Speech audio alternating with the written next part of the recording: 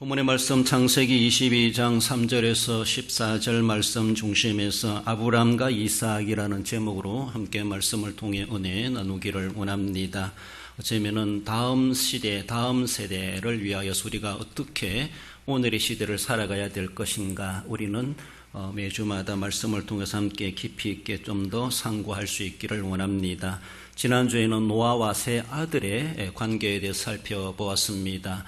하나님의 극단적 심판을 경험했던 그들, 그 심판에서도 살아남은 노아의 8 식구들 뿐만 아니라 노아와 세 아들들을 중심으로 전 세계의 인구가 생육하여 번성하도록 하나님께서 복을 주셨고, 그래서 오늘에까지도 그 후손들이 이렇게 살아오게 된 것을 보게 됩니다.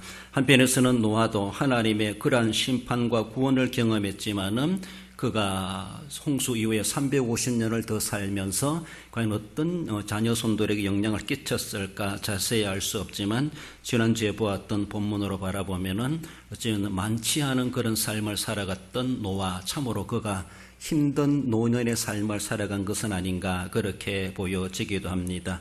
아무튼 세 명의 아들들을 통하여서 온 대륙으로 후손들이 뻗어나가게 되었고, 오늘까지도 그 혈통이 이어져 가고 있는 인류 역사를 우리는 보게 됩니다. 그러므로 우리가 한평생 살아갈 날을 살아가지만은 내가 살아 생전에 우리 후손들에게 어떤 영향을 끼치고 남겨가야 될 것인가, 중요하게 말한다면은 우리는 경건의 삶의 모델이 되어야 되고, 그들에게 경건의 삶을 유산으로 남겨주는 것이 참 필요하다라는 것을 느껴봅니다.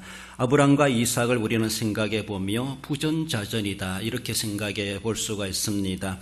그렇습니다. 아브람의 순종의 믿음이 또한 이삭에게는 헌신의 믿음으로 나타났다 이렇게 상고해 볼 수가 있는데, 그들의 믿음과 순종과 삶이 상당히 일치하는 것을 발견해 볼 수가 있고, 그래서 그 아버지의 그 아들이다 이렇게 말할 만큼 그렇게 나타나고 있습니다. 우리가 살아가면서 인생에 대하여 인생과 신앙의 구심점이 무엇인가, 그 무엇을 우리는 우선순위를 하고 무엇을 우리는 앞세우고 있는가를 생각해 봐야 되죠.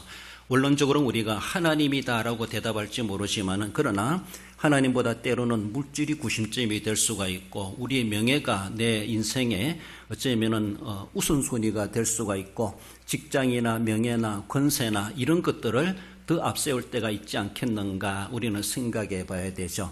그렇습니다. 우리는 하나님보다 다른 것을 앞세운다는 것은 그만큼 위험천만한 일이고, 그것은 결코 우리를 보장해 주지 못하고, 내가 그것을 구심점으로 살아갔을 때 그것이 무너지는 그때 내 인생도 무너지고 만다는 것을 우리는 분명히 알아가야 할 것입니다. 아브람과 이삭을 생각해 볼 때 그들은 여러 가지 많은 우리와 똑같은 인간으로 살아가면서 많은 모험과 일들을 경험해 가지만은 그들이 또 누릴 수 있는 세상에 많은 것들도 있었지만은 그들의 삶의 구심점은 하나님이시다 이렇게 말할 수가 있습니다.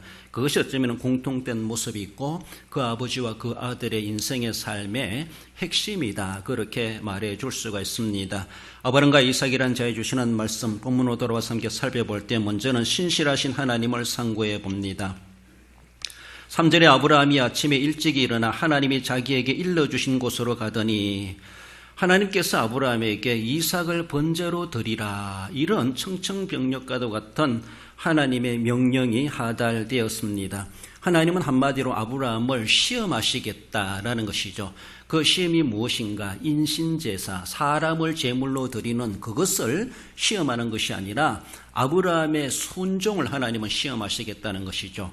아브라함이 내 말에 어느 정도까지 순종하는가, 순종의 정도를 하나님은 평가하시겠다, 테스트하시겠다, 시험하시겠다라고 하는 것입니다. 그래서 엉토당토 않는, 있을 수도 없는 그런 하나님의 명령이 그에게 하달됩니다. 이 명령이 그에게 임하였을 때 과연 아브라함은 어디까지 순종할 수 있을까? 하나님은 그것을 알고 싶어 하신다라는 것이죠. 물론 하나님이 전지하심이 부족해서 몰라가지고 그렇게 시험하시는 것은 아니겠죠. 인간 위치에서 바라볼 때 하나님도 우리가 궁금해하는 것처럼 저 사람이 어디까지 할 수 있을까 우리가 궁금해하는 것처럼 우리가 그런 관점에서 하나님도 아브라함을 시험하시는 것이죠. 그래서 있을 수 없는 명령 같지만 그 명령을 받은 아브라함이 어떻게 어느 정도까지 순종하는가 보자라고 하며 하나님은 문제를 던져놓고 내심 기다리고 바라보고 계셨다라고 볼 수가 있습니다. 하나님은 간혹 우리에게 이렇게 시험을 하실 때가 있습니다. 우리를 미혹하여 우리를 넘어지게 하시기 위한 것이 아니라 하나는 우리의 얼마나 훈련되어 있고 얼마나 실력이 있는가, 얼마나 우리가 연단되어 있고 얼마나 능력이 있는가를 하나님은 평가하신다는 것이죠. 학교의 학생들이 많이 공부하고 나서 시험을 치르면서 그 사람들의 실력을 점수로 그렇게 확인해 볼 수 있는 것처럼 그렇습니다. 그래서 많은 점수를 고획득을 가진 자에게 상을 주는 것처럼 하나님께서도 그에게 책망하시기보다가도 그가 얼마나 성장했는가 그것을 보고 싶어 하시는 것이죠. 그래서 하나님의 마음에 만족하시다면은 그게 합당한 하늘의 보상이 그에게 주어지게 되는 것을 보죠. 하나님 이스라엘 백성들을 광야 40년 동안 그렇게 방황하듯이 살게 하셨습니다. 신명기 8장 2절에 보면 내 하나님 여호와께서 이 40년 동안에 내게 광야길을 걷게 하신 것을 기억하라. 이는 너를 낮추시며 너를 시험하사 내 마음이 어떠한지 그 명령을 지키는지 지키지 않는지를 알려 하심이라. 하나님은 이스라엘 백성들에게 광야에서 40년 동안 살게 하셨습니다. 얼마나 열악하고 얼마나 불편하겠습니까? 그늘이 있습니까? 또 물이 있습니까? 얼마나 좋은 환경이 있겠습니까? 정착생활 하는 그것보다가도 그래 차라리 노예생활 애굽에 있을 때가 낫다 이렇게 말할 정도로 열악한 광야생활 속에서 과연 그들이 하나님 말씀만 믿고 순종하면은 모든 문제가 해결된다는 것이 광야 현장이었습니다. 그래서 하나님이 어떻게 문제를 해결해 주시는가, 하나님을 얼마나 신뢰하는가, 하나님의 말씀을 얼마나 순종하는가를 하나님은 보고 싶어 하시는 겁니다. 한계를 느낄 만큼 목말라하고 다리 아파하고 힘들어하고 햇빛에 쨍쨍 내리쬐고 일사병 걸릴 만한 그런 한계 속에서도 그들이 하나님을 신뢰하고 하나님을 의지할 때 하나님은 그게 합당한 보상을 해주시기도 하셨습니다. 바위에서도 물이 나게 하시기도 하셨습니다. 그러나 말 안 듣고 순종 못할 때는 하나님은 또 징계하시기도 하셨다라는 것이죠. 그래서 그 명령을 지키는지 아니 지키는지 하나님은 알려 하심이라. 하나님은 간혹 우리들에게 이렇게 테스트, 시험하실 때도 있다라는 것을 우리는 생각해야 되죠. 우리를 무너뜨리고 우리를 마귀가 시험하듯이 미혹하기 위해서 시험하시는 것이 아니라 우리의 실력이, 우리의 믿음의 수준이 어느 정도인가 하나님은 알고 싶어 하셔서 그렇게 중간 평가하시는 그런 과정이다라고 생각하며 기분 나쁘게 생각할 것이 아니라 그것을 통해서 내가 내 실력도 알게 되고 깨닫게 되고 내가 무엇이 연약한가, 내가 어떤 과목이 취약한가, 내가 무엇을 더 공부해야 되는가 알게 되는 것처럼 그렇습니다. 평가받으니까 알겠더라라는 것이죠. 자기 위주로 공부해온 사람이 다른 선생님의 시험 문제 낸 것을 내가 풀어볼 때 내가 공부 방향이 잘못되었구나, 뭔가 하긴 했는데 엉뚱하게 공부했구나, 이런 것이 알고 있고 무엇이 중요하고 무엇이 덜 중요한가도 분별할 수가 있는 것이 시험을 치르면서 학생들이 깨달아가고 발견하게 되고 알아가는 것이죠. 그렇습니다. 그것은 우리 신앙도 마찬가지죠. 내 방식으로 우리는 그렇게 열심히 믿는다고 믿었지만은 정말로 하나님이 원하시는 성경적인 교과서적인 믿음 생활을 하고 있는가를 하나님이 시험하실 때 어떤 어려움을 당했을 때 우리는 알게 되고 깨닫게 되어지고 자신의 잘못된 것을 수정할 수 있는 기회가 되는 것을 봅니다. 신명기 8장 16절에 보면은 너를 시험하사 마침내 내게 복을 주리 하심이었느니라. 하나님은 복 주실 근거를 찾으시는 겁니다. 상을 주고 싶어 하는데 상 줄 근거가 없어요. 명분이 없어요. 그래서라도 일부러라도 일을 시키는 것이죠. 그거 하고 나면은 주려고 하는 뭔가 보상이 있습니다. 그것을 찾아 먹으라는 것이죠. 그것을 주고 싶어 한다는 것이죠. 그래서 그것을 작은 빌미로 삼아서 하나님은 큰 복을 주고 싶어 하신 우리 하나님이시다. 그 시험을 우리는 이상히 여기거나 의욕을 제기한다기보다 그런 시험이 있다고 하면은 그 시험을 잘 통과하면은 하나님이 엄청난 복을 주시겠지, 이런 소망을 가지는 것도 우리에게 필요하다라고 말할 수가 있습니다. 시험을 이기는 원동력이 무엇인가? 여러분들이 만약에 하나님께서 내게 어떤 시험을 주셨을 때 내가 그 시험을 이겨내고 감당해낼 만한 원동력이 어디서 나올 것인가? 그것은 한마디로 말한다면은 하나님의 신실하심에 달려있다, 이렇게 말할 수 있어요. 다르게 보면은 하나님의 신실하심이 안에서 그런 것이 아니라 하나님의 신실하심을 내가 믿는 정도가 어떠한가, 그 하나님의 신실성에 대해서 내가 믿는 내 믿음의 정도에 따라서 순종하게 되어져 있다는 겁니다. 그렇습니다. 하나님을 못 믿으면 순종 못합니다. 하나님이 얼마나 변덕적이고 하나님은 이랬다 저랬다 정말로 갈피를 못 잡으신 하나님이다. 그러면 우리는 하나님의 말씀에 신실성을 부여할 수가 없습니다. 그러나 하나님이 얼마나 신실하신가. 하나님은 절대 신실하신데 내가 그 절대 신실하심을 못 믿으면 그것도 못하는 거예요. 하나님의 신실성에 문제가 있는 것이 아니라 하나님의 신실하심을 내가 못 믿는 데 문제가 있는 것이죠. 그렇습니다. 그래서 하나님은 절대 불변의 신실하심인데 그 신실하심을 내가 못 믿어드리니까 내가 행동도 못 나오고 순종이 이루어지지 못한다라고 말할 수가 있습니다. 그렇습니다. 우리가 믿는 사람에게 그 사람이 말하면은 팥주로 매주를 쓴다 해도 믿어줍니다. 왜? 그 사람은 빈말을 한 사람이 아니기 때문에, 거짓되게 말할 사람이 아니기 때문에, 평소에 경험해 본 사람, 경험이 있고 그 사람의 진실함, 그 사람의 신실함을 알기 때문에 엉뚱한 말을 해도 믿어줄 수가 있어요. 그렇잖아요? 그러나 팥주로 매주를 쓴다 하지만 그러나 팥주로 매주를 쓸 능력은 없을 것이라는 것을 알아요. 그래도 알면서도 그 말은 믿어주는 거예요. 그러나 우리 하나님은 그렇잖아요. 하나님은 신실하심도 있고 전능하심도 있어요. 성경의 절대 진리는 하나님의 신실성과 하나님의 전능성에 근거하고 있다, 이렇게 말할 수가 있어요. 사람은 신실하시지만은 전능하지 못하기 때문에 말해놓고도 못할 수 있어요. 그렇습니다. 말은 믿어줄 수가 있어요. 그러나 그 사람의 실력은 못 믿는 거죠. 그리고 우리 하나님의 말씀은 그렇잖아요. 하나님의 말씀은 하나님은 신실하시면서도 전능하신 하나님입니다. 그러니까 하나님의 말씀은 우리가 볼 때는 상식적이지 않고 이해될 수 없는 말씀을 하시더라도 하나님은 하실 수 있는 능력이 있어요. 그것이 성경의 진리입니다. 성경의 진리를 단순한 신실성만 가지고 믿는 것이 아니라 하나님의 전능성이 거기에 있다는 것이죠. 우리가 볼 때는 도저히 과학적이지 않고 상식적이지 않고 이해할 수 없는 그런 내용이지만은 그러나 하나님은 전능하시기 때문에 엉토당토 않는 일을 되게 하신다는 것이죠. 돌덩이가 변하여 아브라함 자손 되게 하실 수 있는 하나님의 전능성을 믿기 때문에 엉토당는 그런 말씀을 하셔도 우리는 믿는 거예요.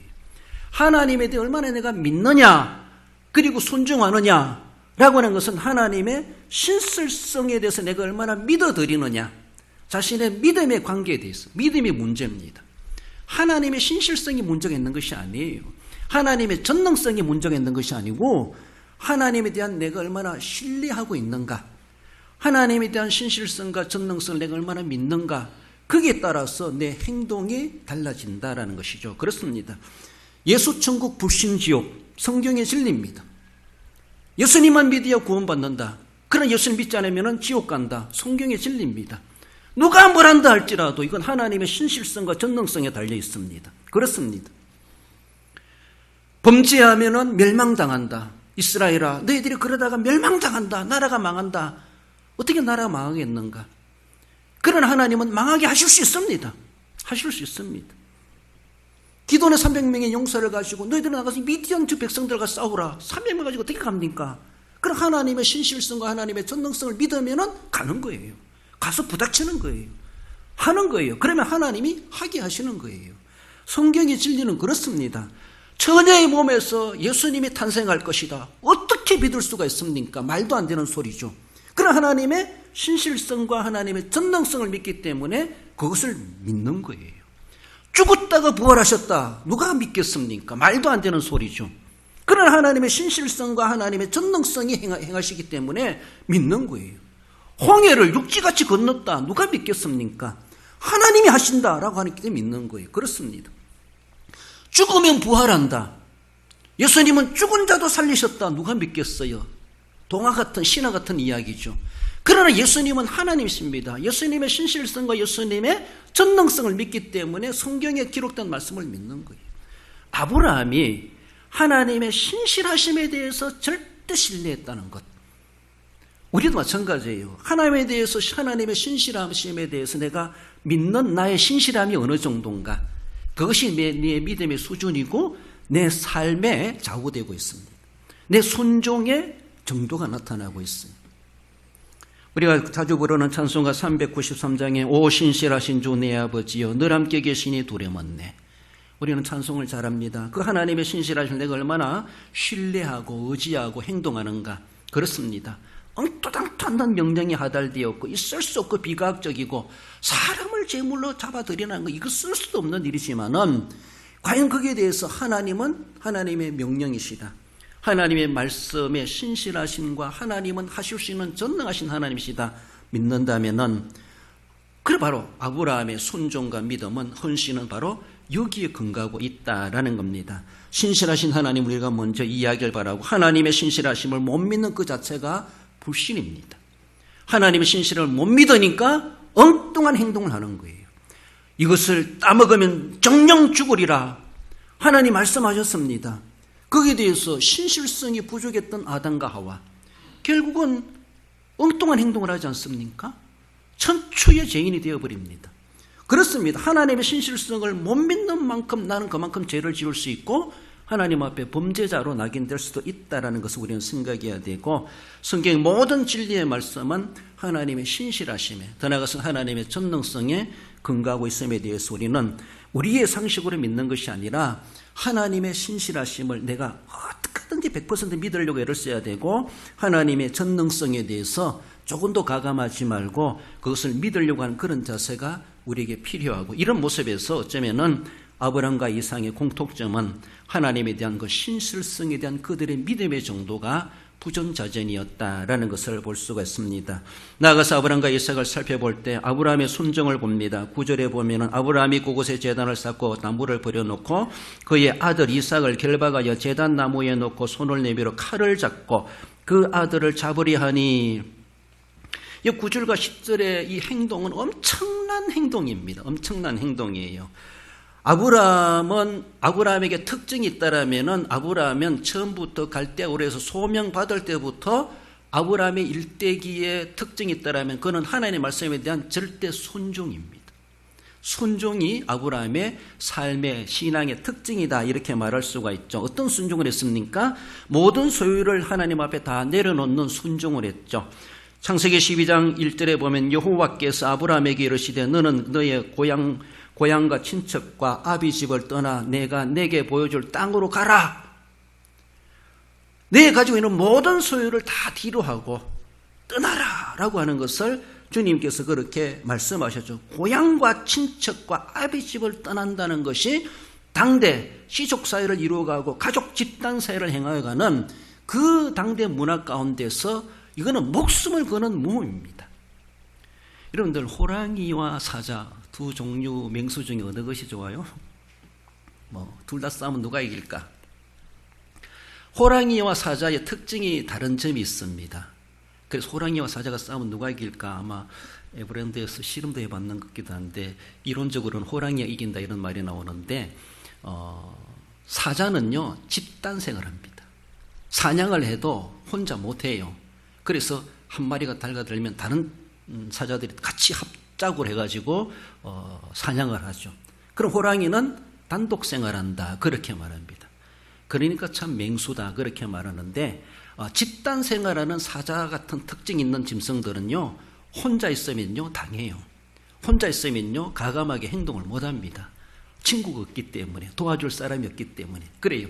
우리 사람들도 사회성이 있는 인간이다 이렇게 말하는데 혼을 이루어서 무리를 이루어서 사회를 이루어 살아가는 특징이 우리 사람들이 살아가야 될 그런 삶이라고 말할 수가 있어요. 그래서 할 수 있으면 독신보다 결혼하라 그렇게 주님도 권하시고 그리고 생육하여 번성하여 이렇게 무리를 이루어 살아가게 하시는 것이 하나님이 우리에게 주신 하나의 사람들의 생활의 문화와 특징이 아니겠나 그렇게 볼 수가 있습니다. 고립되어 혼자 놔두면 그 사람 가만히 놔둬도 죽을 수도 있어요. 잘못하면요. 그러니까 아무튼 우리가 어쩌면 집단 생활을 해가는 우리 사람의 그런 특징 생활 문화 속에서 하나님께서 아브라함에게 너는 고향을 떠나라 친척을 떠나라 아버지 집을 떠나라 이거는 엄청난 모험입니다. 이거는 정말로 죽음으로 자기 스스로 죽음의 사지로 나아가는 거나 다를 바가 없는 주님의 호출이라고 말할 수가 있어요. 그러하지만은 아브라함은 그렇게 순종을 했다라는 거예요. 뭘 믿고 순종했는지 아무튼 성경은 여타여타 말하고 있지 않지만 아브라함이 하나님의 명령대로 순종했다 그렇게 말씀하십니다. 예수님이 네가 나를 따르느냐 내 제자가 되려느냐 다 버려야 된다 말씀하지 않습니까? 누가복음 14장 33절에서도 이와 같이 너희 중에 누구든지 자기 소유를 모든 소유를 버리지 아니하면 너희 내 제자가 되지 못하리라. 그렇습니다. 수요일날도 우리가 살펴보았지만은 하나님의 부름을 받고 사역자 사명자가 되기 위하여서는, 주님의 제자가 되기 위하여서는 내가 사적으로 누렸던 모든 것도, 내가 안전하게 누렸던 것도, 나를 평안하게 했던 것도, 나를 부강하게 했던 것도, 나를 명예스럽게 했던 것도, 내가 그렇게 친근하게 좋아했던 것도 하나님은 때로는 다 버리라 될 것이다 라고 말씀하실 때가 있습니다. 사람들은 그거 버리지 못해가지고 예수님의 제자가 되지 못한 사람들도 수두룩 하라고 볼 수가 있습니다. 그거를 이웃 가난한 사람에 나눠주고 나를 따르라 못 따랐습니다. 많은 사람들이 그랬어요. 자신의 권력과 명예를 내려놓지 못해가지고 주님의 제자가 되지 못한 사람들 얼마나 많습니까? 자기 안정적인 삶을 살아갔던 그 행복을 내려놓지 못해가지고 더 큰 행복을 추구하지, 더 큰 행복을 차지하지 못했던 그런 사람들도 허다하다라고 볼 수가 있어요. 아브라함처럼 아브라함은 모든 것을 다 내려놓고 하나님의 말씀이라면은 순종할 줄 알았던 아브라함임을 보죠.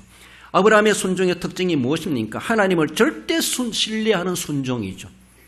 히브리서 11장 8절에 보면은 믿음으로 아브라함은 부르심을 받았을 때에 순종하여 장래의 유업으로 받을 땅에 나아갈새 갈 바를 알지 못하고 나갔으며 이렇게 말하고 있습니다. 성경 주석가들은 그렇게 말합니다. 아브라함이 아버지 집에서 떠나서 하란을 거쳐서 가나안 땅에 오기까지, 가나안 땅에 와서도 내가 여기서 거할 곳인가 알지도 못했다는 것이죠. 거기 와서야 나중에 주님께서 그것을 밝혀주심으로 동서남북을 바라보라, 가다녀보라, 바로 이 땅이다.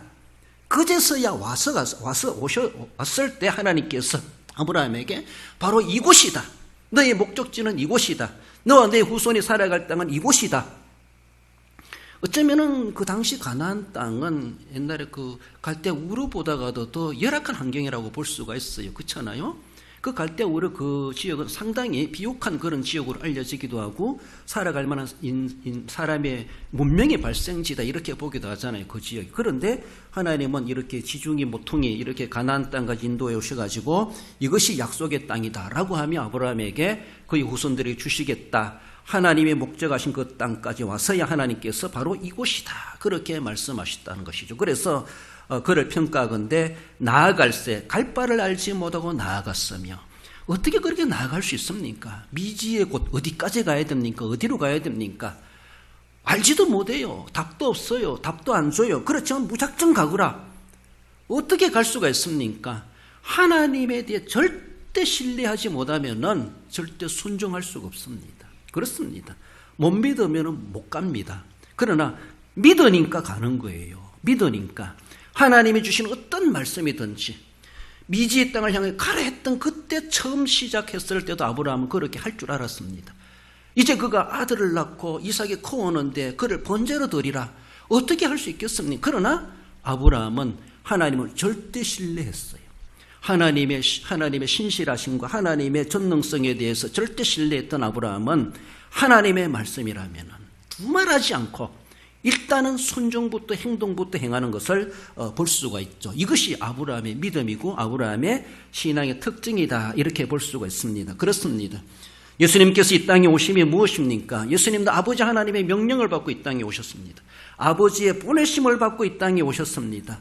낮고 천한 세상에, 높고 높은 세상에 하늘의 영광을 다 뒤로하고 다 내려놓고 다 버리고 다 내려놓은 것처럼 그 좋은 영광의 자리 아비 집을 다 뒤로하고 갈 바를 알지 못하고 가는 것처럼 미지의 땅, 이 땅에, 제약의 때당에 이 땅에 보내심을 받고 오셔서 아버지의 뜻을 따라서 한 길 한 길을 걸어가지 않습니까?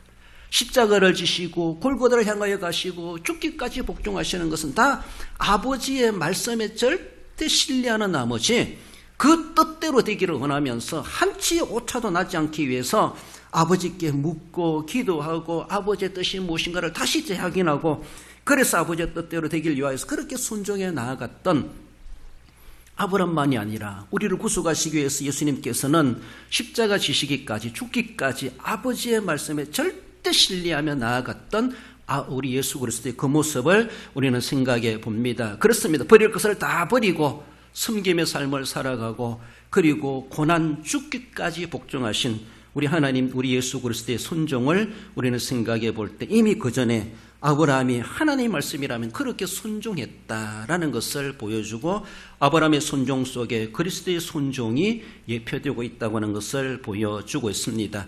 그러므로 인해서 아브라함이 믿음의 조상이 된 것처럼 예수님의 절대 신뢰하고 순종하신 그 모습을 인하여서 우리의 구세주가 되시고 우리는 그를 믿음으로 말미암아 우리의 모든 죄 사함 받고 하나님의 자녀되는 권세를 얻게 되는 구원의 길을 열어주셨다라는 것입니다. 그렇습니다.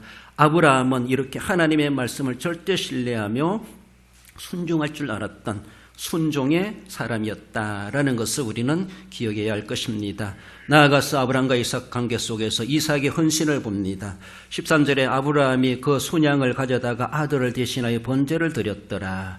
하나님의 청청병력 같은 이 명령을 받은 아브라함의 자세, 아브라함이 거기에 대해서 그 명령을 받고 어떻게 고민하고 어떻게 기도하고 어떻게 준비했는가 성경 기자는 여타 말하지 않고 있습니다. 설명에 부언 설명하지 않고 있습니다.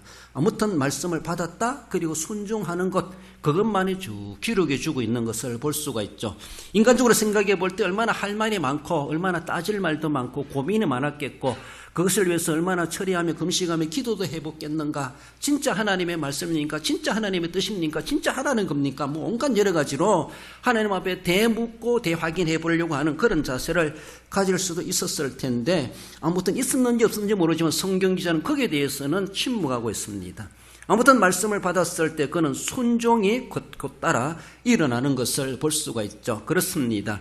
아브라함의 온전한 순종은 이삭이 함께 해주지 않았다면은 그 모리아 산의 제사는 이루어지지 못했을 것이다. 이렇게 볼 수가 있습니다. 저는 그렇게 생각합니다.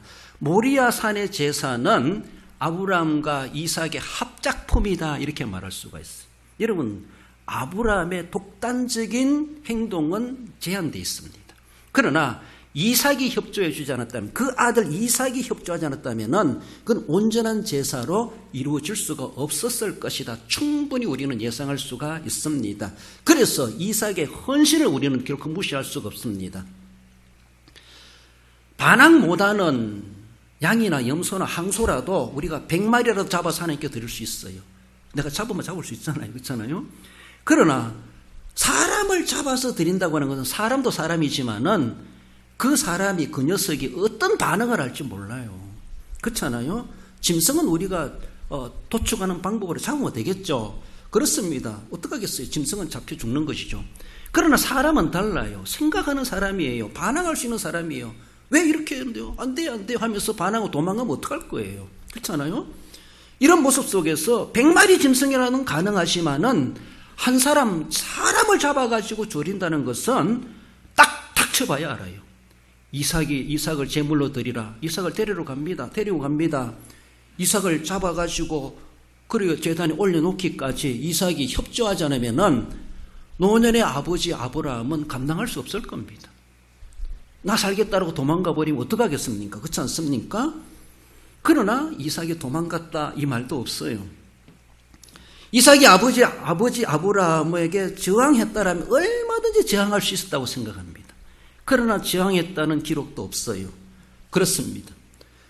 아들을 제물로 드리는 아브라함의 순종이 10절에 보면 손을 내밀어 칼을 잡고 그 아들을 잡으려 하니 이곳까지 하나님께서 딱 시간을 주셨습니다. 손을 내밀어 칼을 잡고 아들을 잡으려 하니 이곳까지 하나님은 아브라함의 순종을 보셨습니다. 그러나 10절이라고 하는 건요, 이삭이 협조하지 않으면 있을 수가 없습니다. 그렇습니다. 그렇잖아요?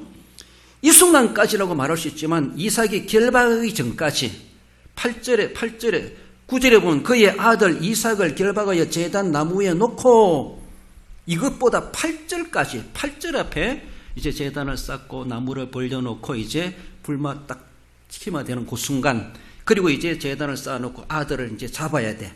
아들을 결박해가지고 나무 위에 눕혀 놓아야 돼. 제단 위에. 그러나 아들을 잡으려고 하는 그 순간에 9절이 시작되려고 하는 그 순간에 아버지 왜 그래요? 라고 하면서 아버지 뭐 이래 됐어요? 하면서 나 살겠다라고 이삭이 도망가 버리면은 엉터탕터 하는 문제가 커집니다. 끝나는 거예요. 10절이 있을 수가 없어요. 9절이 있는 것은 10절이 가능했기 때문에 9절이 가능했기 때문에 10절이 있는 거예요. 9절은 그의 아들 이삭을 결박하여, 다르게 보면 이삭이 결박당해주는 것이죠. 결박당해주고 아버지 나를 잡으세요. 아버지께 다 자신의 몸을 내어 맡깁니다. 아버지가 죽이든지 살리든지 아버지께 맡기는 것이죠. 맡겼을 때 그 노년의 아버지는 이삭을 순순히 결박할 수가 있었고, 그를 들어서 제단 위에 칼로 찌르기 위해서 눕혀놓기까지 할 수 있었지 않았나. 10절이라고 하는 것은 10절까지 하나님이 허용하셨지만은, 그러나 9절이 없으면은 10절이 불가합니다. 그 19절을 통해서 이삭의 헌신을 우리는 캐낼 수가 있어요. 그렇습니다. 그래서 합작품이다 이렇게 말할 수가 있어요. 그래서 어쩌면은 이삭은 아버지가 자기를 죽일 줄 아는데 어찌 도망가지 않고 순순히 아버지 나 잡으세요 라고 하며 그렇게 팔을 내밀었을까? 이것이 바로 부전자진이라는 거예요.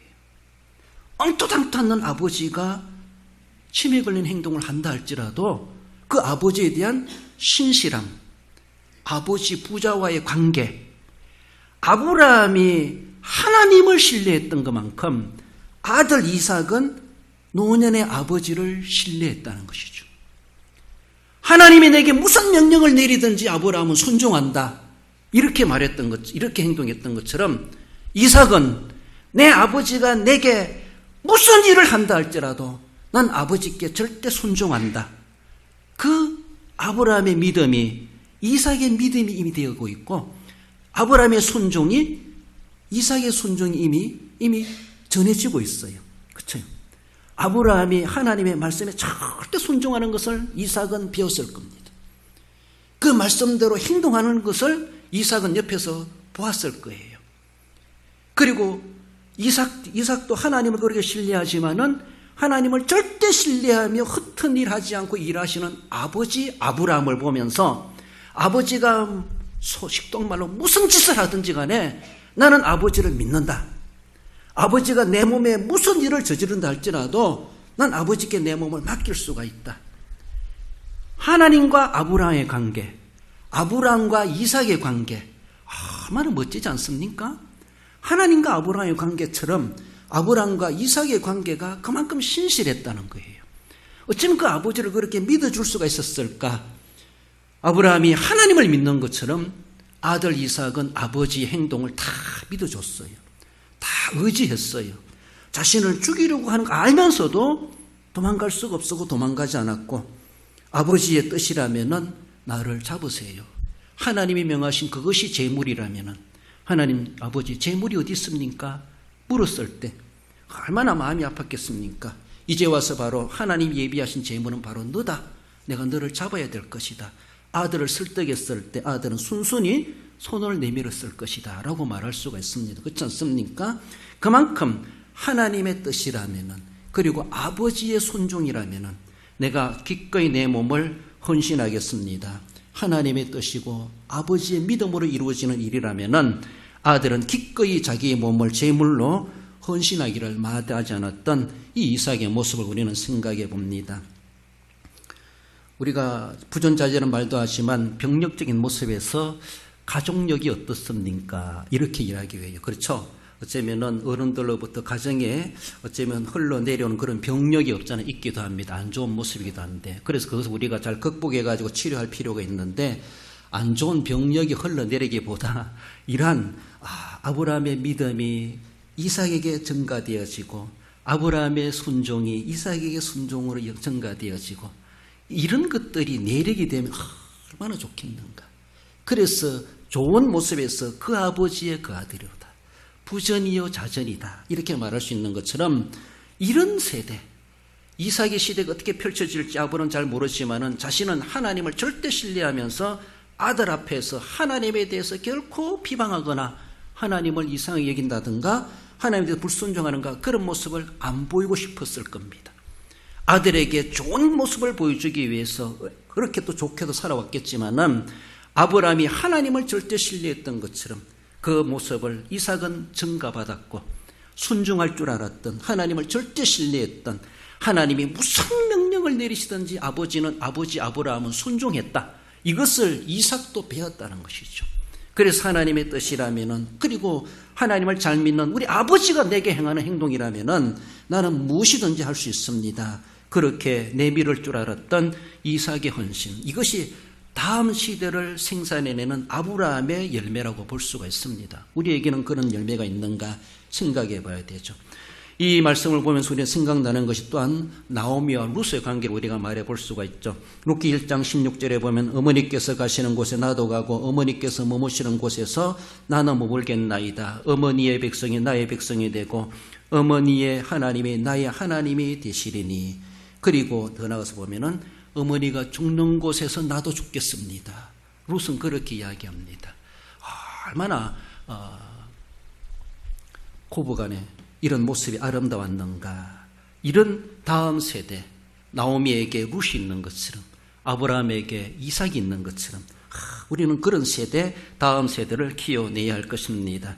우리 빌립보스 1장 20절 읽어봅시다. 지금도 전과 같이 온전히 담대하여 살든지 죽든지 내 몸에서 그리스도가 존귀하게 되게 하려 하나니 이는 내게 사는 것이 그리스도니 죽는 것도 유익함이라. 할렐루야. 죽는 것도 유익합니까? 어쩌면 오늘 본문에 아브라함과 이삭의 관계, 하나님과 아브라함의 관계, 그 관계가 우리에게도 있다라면은 우리도 분명히 예수님과 나와의 관계, 내가 살든지 죽든지 그리스도만이 존귀케 되기를 바라고, 하나님 내가 주님이 원하신다라면은 나는 죽는 것도 기꺼이 감당할 수 있습니다. 그러기까지 헌신을 결단할 수 있는 우리의 모습들, 그렇습니다.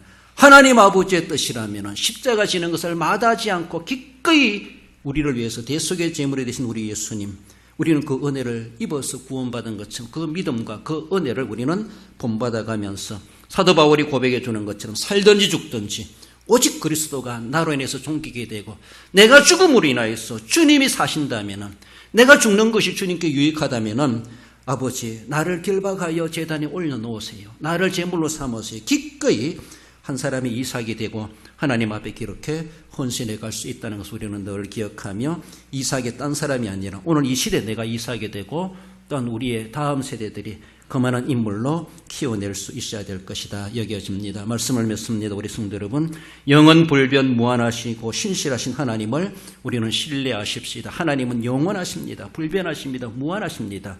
그 신실하심이 그러하시다는 것이죠. 그 신실하심을, 하나님을 절대 신뢰했던 아브라함의 순종처럼 하나님의 신실하심에 문제가 있는 것이 아니라 신실하심을 못 믿어주는 내게 문제가 있다는 것을 우리는 늘 생각하며, 하나님의 신실하심과 전능하심을 절대 신뢰하는 나머지 우리의 순종과 우리 믿음도 기꺼이 그렇게 극에 합한 모습이 되어져 가야 할 것입니다. 하나님과 아버지를 절대 신뢰했던 이삭을 우리는 생각해 볼 때 정말로 하나님과 아브라함의 관계, 아브라함과 이삭의 관계, 그것을 이삭이 다 보고 있지 않습니까? 우리 아버지의 신앙, 그리고 그 신앙을 본받고 싶어 했던 이삭. 그래서 아버지가 하는 일이라면 나는 내 목숨까지도 줄 수 있습니다. 제 아들은 제가 그렇게 하자면 할는지 모르겠지만 그렇게 돼야 돼요. 주님이 내게 그렇게 명하신다면 나는 기꺼이 한 사람의 이삭이라는 제물이 될 수가 있습니다. 우리는 그런 자세가 필요하고 그런 정말로 용맹 있는 믿음의 우리 후신들을 우리는 키워낼 수 있어야 할 것입니다. 그래서 여호와 이레의 복이 어쩌면 아브라함과 이삭의 합작품으로 이루어졌다라는 것을 생각해 보며, 우리의 가정에, 우리의 가문에 진정코 이러한 하나님의 은혜가 하나의 내력으로 되어지고, 그래서 여호와 이레의 복이 넘쳐나는 아름다운 가정과 교회로 또 섬겨가시기에 복된 우리 성도 여러분들 되시기를 주님의 이름으로 축원드립니다.